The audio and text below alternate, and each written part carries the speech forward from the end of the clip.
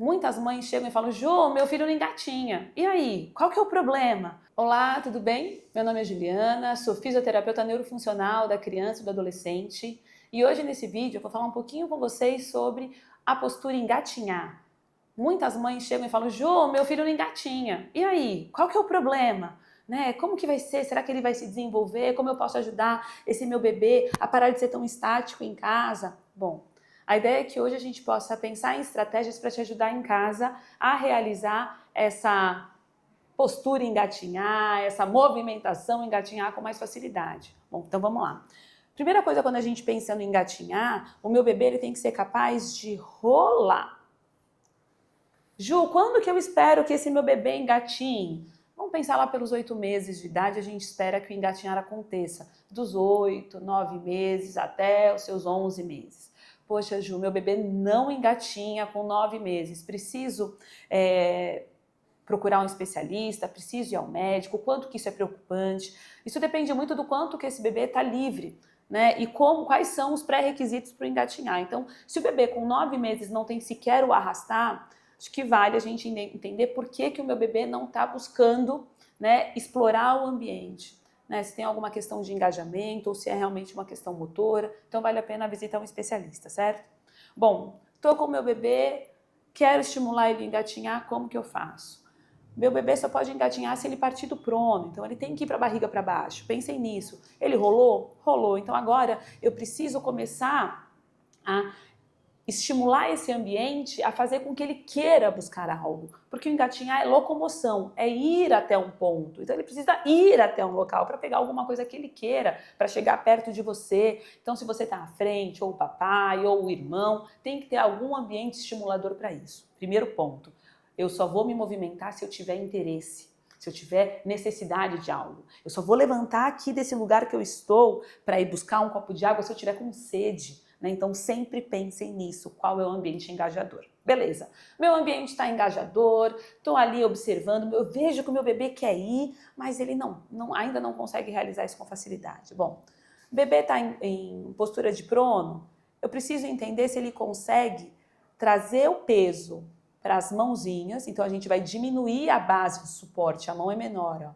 E se ele consegue descarregar o peso para trás, porque o que acontece? Quando eu estou na postura engatinhar, não é só apoiar o peso nas minhas mãos e engatinhar, não é, senão eu faço uma postura de extensão de braços. Quando o meu bebê vai para engatinhar, ele precisa ter a capacidade de trazer o peso para trás, ó. Esse peso que está aqui na mão tem que ser direcionado e dividido com as perninhas. E aí ele vai fazer, ó, uma flexão, isso aqui a gente chama de flexão de ombro, e uma flexão de quadril. Ele consegue se manter nessa posição? Consegue, Ju, mas aqui ele não sai, ele fica só para frente e para trás. Fico estimulando essa movimentação para frente e para trás? Não é uma posição que a gente vai ter movimentação, só vai ter uma transferência de peso que está sendo repetitiva. Então, se o meu paciente mantém, ou a sua criança mantém a posição, a gente vai começar a tentar auxiliar a trazer um peso para o lado, para que ele possa liberar o bracinho. E aí, ó, quando eu trago o peso para um lado, não aumento o peso desse lado, ó, tô ajudando aqui a minha criança, ó. Não aumento o peso? Quando eu aumento o peso de um lado, o que acontece com esse braço? Ele consegue ter mais liberdade de movimento, certo? Então a minha criança vai e coloca a mãozinha lá à frente. Agora eu preciso que a perninha venha, ó. Trago o pezinho para o lado, vem a perninha, vem o bracinho, troco. Dou o direcionamento da onde ele vai colocar o peso, vem a perninha, vai o bracinho. E assim a gente vai orientando o movimento do paciente ou da sua criança.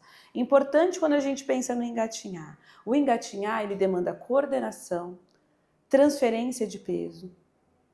O paciente, ele precisa ter um ambiente que seja favorecedor para isso. Então, eu tenho que pensar em todos esses fatores.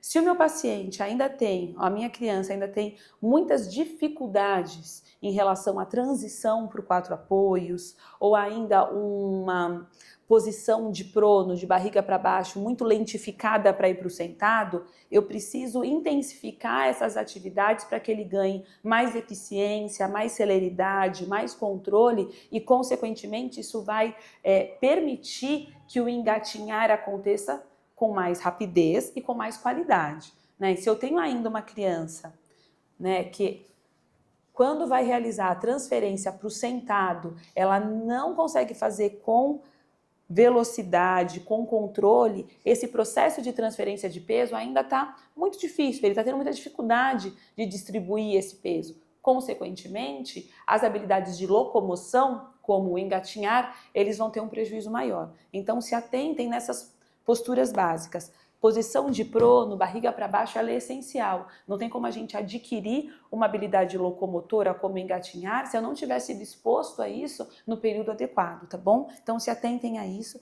E vocês, mamães, papais de primeira viagem, busquem sempre estimular essa capacidade de locomoção, né, no chão, em ambientes livres, sem tantos contornos. Chiqueirinho, tira fora da lista de compras se você estiver grávida.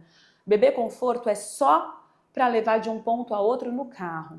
Em casa, o máximo de liberdade para que ele possa explorar os movimentos. Esses contornos, eles acabam dando bastante prejuízo ou levam a piores desempenhos ao longo do tempo, tá bom? Bom, espero que vocês tenham gostado. Até a próxima.